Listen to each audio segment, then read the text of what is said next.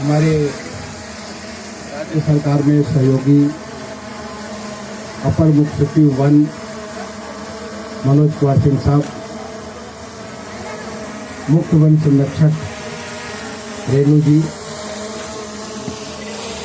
One विभाग के तमाम सारे पदाधिकारीगण, जनपद लखनऊ प्रशासन के, लखनऊ के विकास कार्यों से जुड़े हुए तमाम सारे अधिकारीगण, इस गांव के दुग्बर गांव के प्रधान श्री सूबेदार सिंह जी,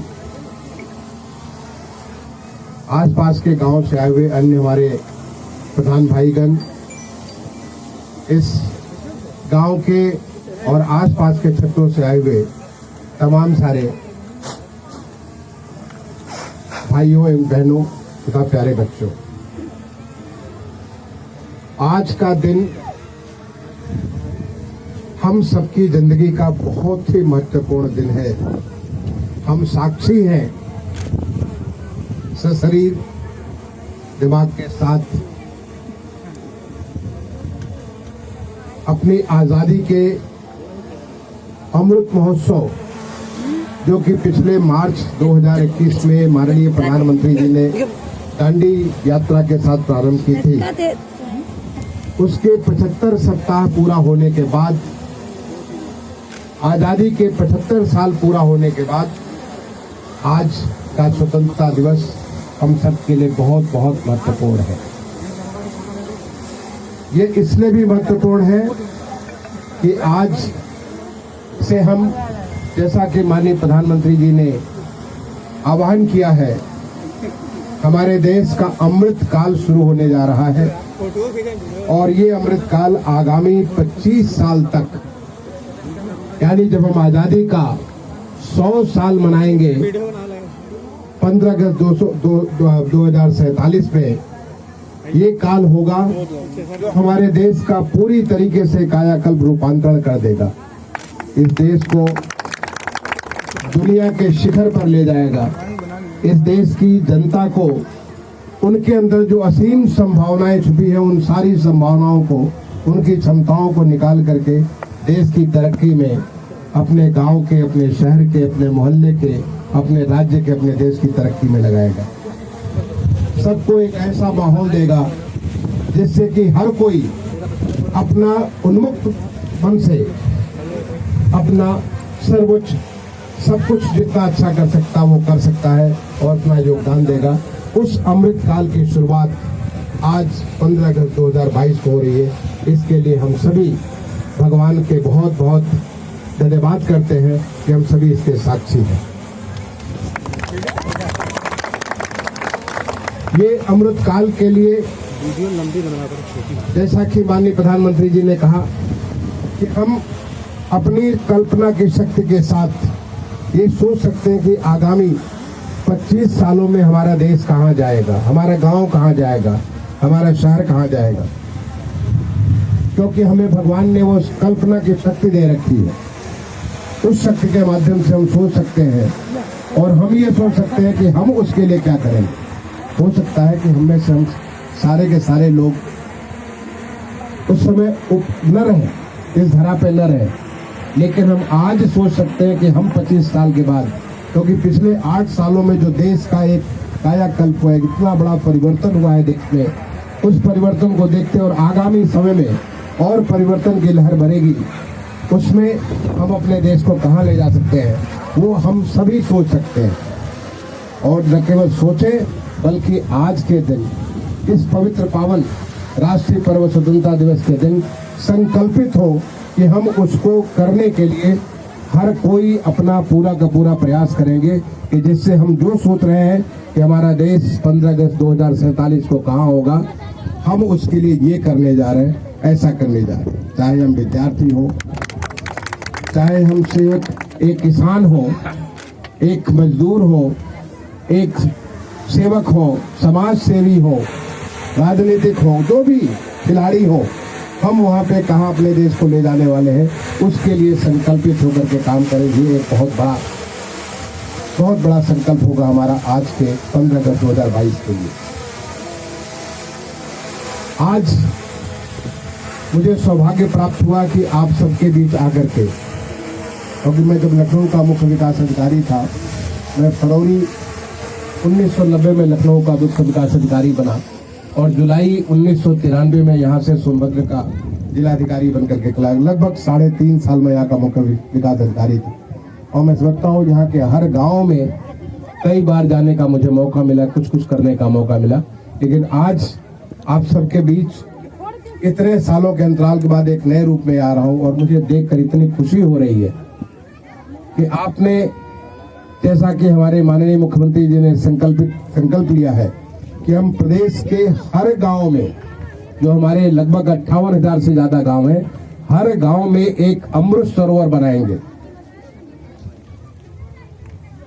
अमृत सरोवर जहां पे पानी इकट्ठा होगा, जहां से इसका जो आसपास का जितना पानी होता है, बारिश का पानी इकट्ठा होगा, वो पशुओं के लिए, चिड़िया के लिए, इंसान के लिए, सबके लिए वो काम का होगा। और यहाँ के जल संरक्षण से यहाँ का जो पानी का लेवल नीचे जा रहा था वो भी ऊपर आएगा। ये कल्पना हमारे माननीय प्रधानमंत्री जी ने की और जिसके लिए माननीय मुख्यमंत्री ने संकल्प लिया कि हम हर गांव में इस प्रकार का अमृत सरोवर बनाएंगे। मैं भी एक गांव का रहने वाला हूं। मैं पैदा हुआ एक मऊ जनपद के एक छोटा सा गांव है, उसका नाम है पहाड़ीपुर। जब हम छोटे बच्चे थे, हमारे गांव में एक तालाब हुआ करता था और वो तालाब, हम छोटे बचपन में वहां पे सब कुछ, जब त्योहार होता था, किस्म किस्म के त्योहार, वहां पे जाते थे, कभी पूजा के लिए, कभी किसी चीज के लिए। हम उसमें नहाते भी थे, उसमें तैरते भी थे। लेकिन एक समय के साथ वो तालाब धीरे धीरे भर गया। उसमें पानी जब बरसात में आता था तो केवल बरसात का पानी थोड़ा आता था, 1 महीने 2 महीने बाद सूख जाता था। अभी जब ये संकल्प लिया तो मैंने भी संकल्प लिया कि अपने गांव के उस तालाब का, जहां मैं बचपन में तैरा करता था, उस तालाब को मैं अमृत सरोवर बना दूंगा। और आपको जानकर खुशी होगी कि अभी हाल में मैं अपने गांव गया था और मेरे गांव का तालाब अमृत सरोवर बन चुका है। और हमारे गांव के तालाब पे मैंने वहां पे हरिशंकरी, जो 3 हमारे त्रिदेव हैं, ब्रह्मा विष्णु महेश, उन तीनों को प्रतिरूप हरिशंकरी का पेड़ लगाया था। कुछ और लोगों ने पेड़ लगाया था और मैंने वहां के डीएफओ साहब से ये निवेदन किया था, जो मैं बाद में एसीएस साहब से भी निवेदन किया कि आप ये कर लें कि 15 अगस्त के दिन हमारे गांव का वो सरोवर एक अमृत वन के रूप में, वहां पे जो सारा के सारे वहां वृक्ष लग जाए। निश्चित तौर पे इस समय मेरे गांव में वृक्ष लग रहे होंगे और जैसे कि आपके यहाँ लग रहे हैं। फर्क ये है कि वहां पे मैंने हरिशंकरी लगाया था और हमारे त्रिदेव ब्रह्मा विष्णु महेश, वो तीनों को एक साथ स्थापित किया था। और आज यहाँ पे मुझे बहुत खुशी हो रही है। मैं धन्यवाद दूंगा अपर मुख्य सचिव महोदय को, जो हमारे डीएफओ साहब हैं, जो हमारे चीफ कंजर्वेटर है और उनके जो अधिकारी हैं, कि आज जैसा कि मैंने आपसे एक बार निवेदन किया था कि जैसे हमारे त्रिदेव हैं वैसे हमारी त्रिदेवियां भी हैं। हमारी संस्कृति में 3 देवियां हमारी हैं और वह है माता लक्ष्मी, जो ऐश्वर्य का प्रतीक है, मां सरस्वती, जो कि ज्ञान और विद्या की प्रतीक है, और मां काली, जो कि शक्ति का प्रतीक है। तो जब आप कहीं भी जाएंगे वहां पे आप कहेंगे कि लक्ष्मी, सरस्वती और काली, ये तीनों के तीनों देवियां हमको हमारी संस्कार में, हमारी संस्कृति में, हमारे धर्म में, सनातन में, वो हमें शक्ति प्रदान करती हैं। एक विद्या देती हैं, एक में ऐश्वर्य देती है, तो एक हमें शक्ति देती है। मुझे खुशी है कि आज उन त्रिदेवियों को आज यहाँ पे रोपित करने का मुझे सौभाग्य मिला। ये त्रिदेवियां हैं। सबसे पहले मां लक्ष्मी, जो ऐश्वर्य का प्रतीक है, उनके आने से ही सारा का सारा वो सारे धन दौलत ऐश्वर्य यहाँ पे आ जाता है। और वो रूप है कदम के पेड़ में। कदम का फूल, आप अगर माँ लक्ष्मी को जो आप पूजा करते हैं तो आप देखते हैं वहां पे कदम का फूल आप चढ़ाते हैं, कदम का फल आप चढ़ाते हैं। वो पीला जो उसका फल होता है, जो भगवान कृष्ण को बहुत प्रिय है, राधा जी को बहुत प्रिय है, वो कदम का पेड़ आपने यहाँ मुझसे रोपित कराया, जिसको मैं प्रणाम करता हूँ माँ लक्ष्मी के रूप में। स्वतः माँ लक्ष्मी यहाँ धरती पर विराजमान है कदम के रूप में। आपने यहाँ पे मुझसे आम का वृक्ष रोपित कराया। आम का वृक्ष जब आप सरस्वती पूजा करते हैं, आपको ध्यान होगा जब भी आप सरस्वती पूजा करते हैं माँ को आप आराधना में आम का फल जो कि पीला फल होता है और आम का फल जिसकी बौर आती है और वो वसंत, आम की बौर जब आती है तो बसंत का प्रारंभ हो जाता है। और इसको और कौन जानेगा, जो कि लखनऊ जब मैं यहाँ का मुख्य विकास अधिकारी होता था, जिस किसी गली मोहल्ले में जहां भी हम जाए वहां पे बौर की इतनी खूबसूरत सुगंध मुझे मिला करती थी। जब भी हम जहां जिस इलाके में जाते थे, चिन्हट हो, बख्शी तालाब हो, सरोजी नगर हो, गोसाईगंज हो, सब जगह मुझे ये आम की बौर का वो होता था। वो माँ सरस्वती, माँ विद्या की देवी, वो आम का पेड़ जो है तो माँ लक्ष्मी, और उसको मैं आम के वृक्ष को माँ सरस्वती के रूप में मैं प्रणाम करता हूँ। तीसरा आपने वृक्ष यहाँ पे दिया वो नीम का पेड़, नीम जो कि अपने आप में एक औषधि है। नीम का हर चीज, चाहे निमोली हो, चाहे नीम के पत्ते हो, जब हमें घर में, जब तुम तो गांव वाले हैं, जब हम बखार में अपना सब अनाज रखते थे तो नीम के पत्ते भी उसके साथ रख देते थे ताकि उसमें कीड़े नहीं लगेंगे। जब मेरी माँ जो है बड़े से वो बड़े बड़े मिट्टी के बर्तन में जब कुछ अनाज रखती थी तो उसके साथ नीम की निमोली या नीम के जो ये पत्ते रख देती थी ताकि उसमें कीड़े नहीं पड़ेंगे। चावल में रख देती थी, कपड़ों में, जो हमारे कपड़े जो बक्से में रखते थे, कहीं रखते थे कपड़े, उनके बीच में नीम को रखते थे। ये सबको, ये औषधि न केवल हमारे लिए, अगर किसी को उस जमाने में, अब तो नहीं है, कब माता माई आती थी, माता माई मतलब आपको ऐसी बीमारी होती थी हर जगह, कुछ नहीं है तो नीम का आप उसको जो है, नीम का आप उसको जो है थोड़ा धुआं कर दीजिए, नीम वहां रख दीजिए, देखिए कि सब कोई वहां पे अच्छे से जो है स्वस्थ हो जाएंगे। वो शक्तिमान, वो शक्ति के प्रतीक वो महाकाली है। महाकाली जो कि पूरा का पूरा उनका रूप एक रौद्र रूप है जो सबका संहार कर देती है। चाहे किसी प्रकार की बीमारी हो, कोई भी किसी प्रकार का कोई चीज हो, उसको वो संहार करके उसका कल्याण करती है। उनके संहार में ही कल्याण निहित है। तो वो मैं माँ काली के रूप में इस नीम के वृक्ष को मैं प्रणाम करता हूँ। माँ लक्ष्मी, माँ सरस्वती और माँ काली, तीनों के तीनों देवियां एक साथ यहाँ पे विराजमान है। इन तीनों को आज रोपित करने का जो मुझे मौका मिला, मैं इसके लिए वन विभाग को बहुत बहुत धन्यवाद देता हूँ, क्योंकि मैंने अपने गांव के सरोवर में हरिशंकरी लगाया था, पाकड़ लगाया था, पीपल लगाया था और बरगद लगाया था, और आज यहाँ पे मैं ये 3 वृक्ष लगा रहा हूँ। और मैं आगे के लिए निवेदन करूंगा, हमारे मनोज सिंह से हमारे साथ ये रहे, जब मैं कलेक्टर हुआ करता था आगरा का, ये मुख्य नगर अधिकारी हुआ करते थे, बहुत काम किया इन्होंने मेरे साथ, बहुत पूरे जीवन के साथ आगरा को बदलने के लिए, जो ग्रीन आगरा, क्लीन आगरा, इनको याद होगा मनोज को, उसमें इनका कितना योगदान रहता था। तो मैं मनोज जी से यही निवेदन करूंगा कि आगे के लिए जैसे हरिशंकरी आप एक साथ लगाते हैं तीनों को, ऐसे ही इन त्रिशक्ति, ये शक्ति की, मैंने हमारी शक्ति की उपासना भगवान राम ने की है, शक्ति की उपासना भगवान कृष्ण ने की है, शक्ति की उपासना हमारे सारे संतों ने, देवों ने, जो हमारे ऋषियों ने, मुनियों ने, सबने शक्ति की उपासना की है। और हमारे यहाँ तो माननीय मुख्यमंत्री जी ने एक मिशन शक्ति भी शुरू कर दी, ताकि हमारी सारी देवियां, माताएं, बहनें जो हमारे पूरे उत्तर प्रदेश की हैं, वो निर्भय होकर के, निडर होकर के, वो अपने आप को, अपनी जो क्षमता, उस क्षमता को प्राप्त कर सके। इसके लिए हमारे माननीय मुख्यमंत्री जी ने मिशन शक्ति को उसको शुरुआत किया। उस मिशन शक्ति में उस शक्ति की जो स्वरूपा है, जो मातृशक्ति की स्वरूपा है, उस तीनों के तीनों, ये जो हमारे माँ लक्ष्मी, माँ सरस्वती और माँ काली, आप इन तीनों का आपने यहाँ पे विराजमान किया। और आगे के लिए मैं कहूँगा तीनों को साथ साथ एक ही 5 मिनट एंगल में लगाएं, ताकि देखें कि क्या एक नई शक्ति की ऊर्जा, एक ऐसी ऊर्जा का यहाँ पे क्या कहते हैं, प्लावन होता है। यहाँ पे इन सबके बीच में हमारे वरुण देवता, जो यहाँ पे जल के रूप में हमारे वरुण देवता का, आप जब आप देखें कि कोई भी पूजा आप करें, शादी ब्याह से लेकर के कोई भी संस्कार आप करते हैं, आप वरुण देवता को जरूर आह्वान करते हैं, क्योंकि आप पानी ही पानी है। अगर आपसे पूछे कि आप में कितना पानी है, आपको मालूम है? करीब 2/3 पानी। हम देखने में इतने सॉलिड लगते हैं, हम सब देखने में इतने सॉलिड लगते हैं, लेकिन हमारे अंदर 2/3 पानी है। केवल 1/3 पानी के अलावा सॉलिड है, 2/3 हम पानी है। हम सब पानी है और यही एक कारण है, यही एक कारण है जिसकी वजह से हमें पानी बहुत बेहद प्रिय लगता है। पानी जिस किसी रूप में हो,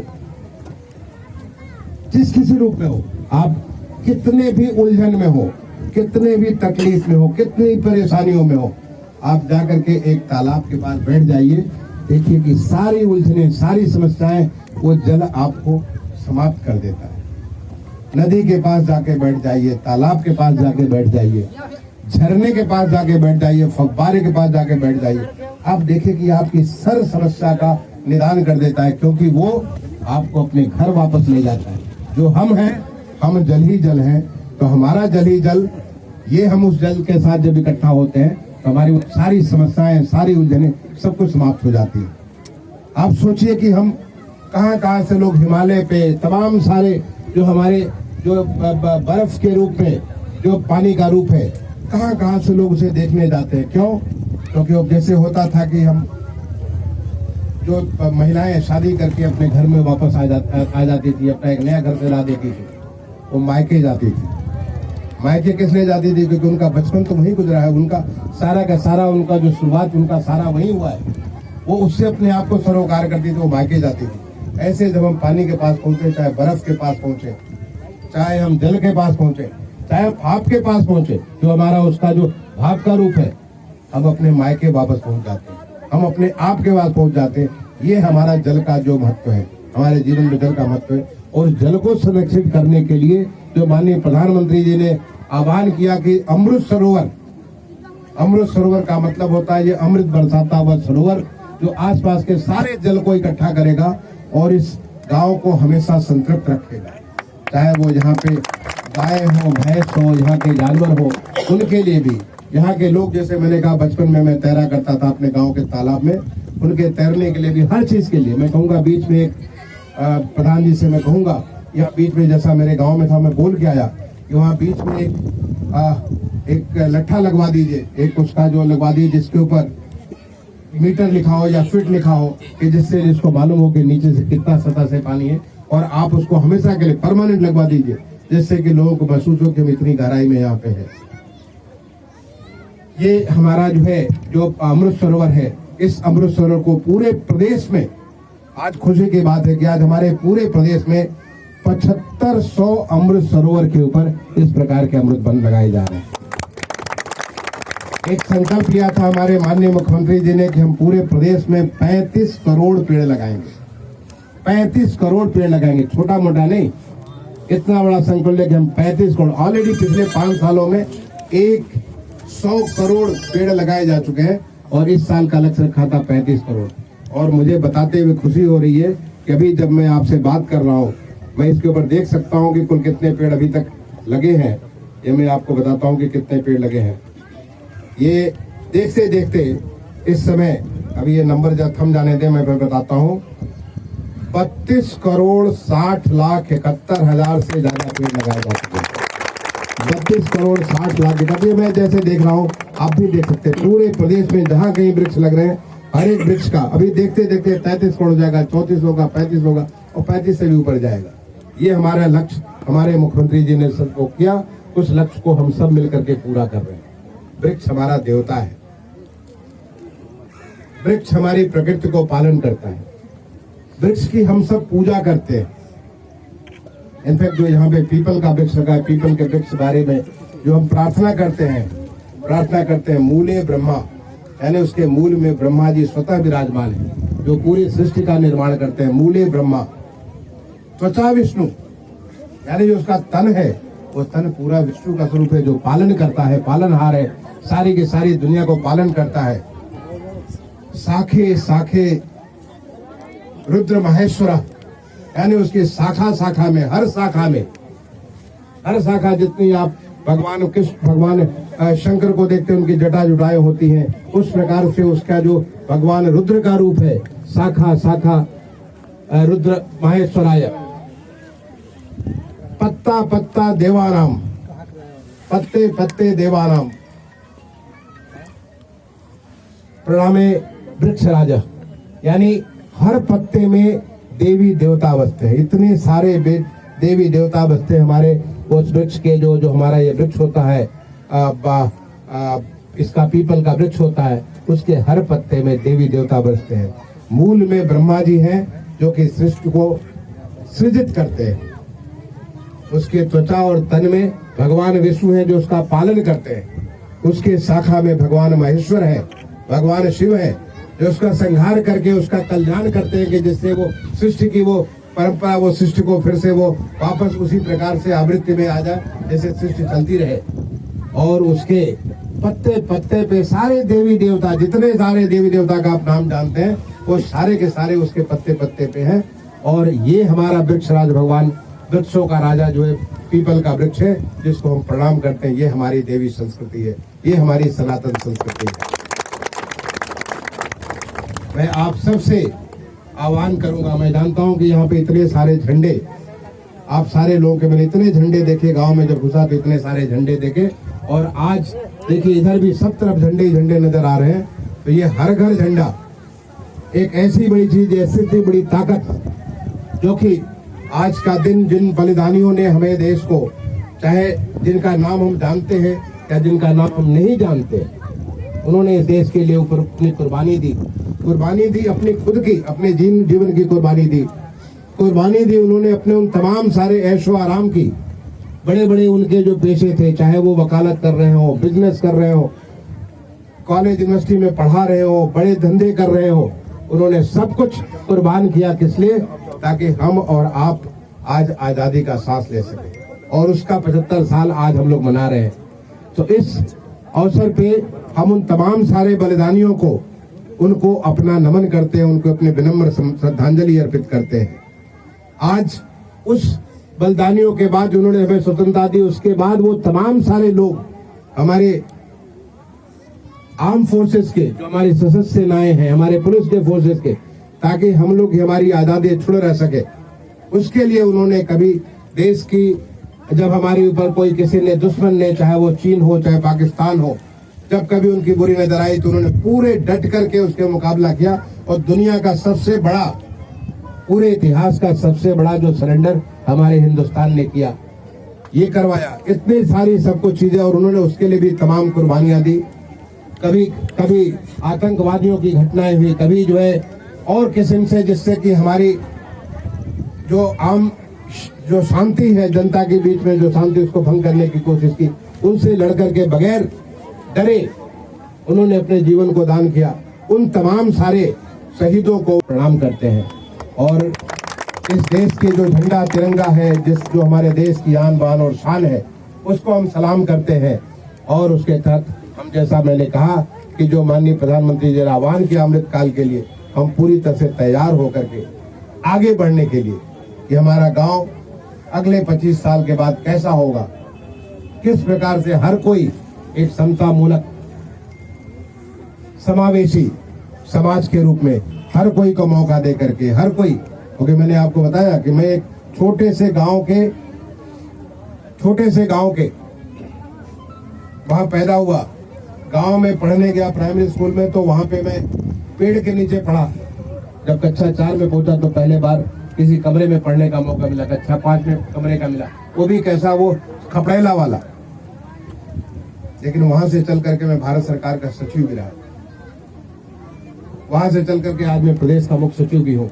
और मैं समझता हूँ कि मुझे देश के लिए और बहुत सारी सेवा करने का मौका मिलेगा, क्योंकि मन के अंदर अगर संकल्प हो तो आप कहीं से कहीं जा सकते हैं। आज आपके पास मौका, आज हमारा देश के माननीय प्रधानमंत्री जी ने, हमारे प्रदेश के माननीय मुख्यमंत्री जी ने ऐसी व्यवस्था कर रखी है, ऐसा सब कुछ कर रखा, इतने सारे अवसर दे रखे हैं। तो अगले 25 साल में तो हम अमृत काल में दुनिया की उन तमाम सारी ऊंचाइयों को, शिखरों को हम प्राप्त करेंगे, और उसके लिए आप सबका योगदान बहुत आवश्यक है। मैं इसके लिए आप सबको अपनी तरफ से बहुत बहुत शुभकामनाएं और बधाई देता हुआ अपनी वाणी को विराम दूंगा। बहुत बहुत शुभकामनाएं। धन्यवाद। जय हिंद।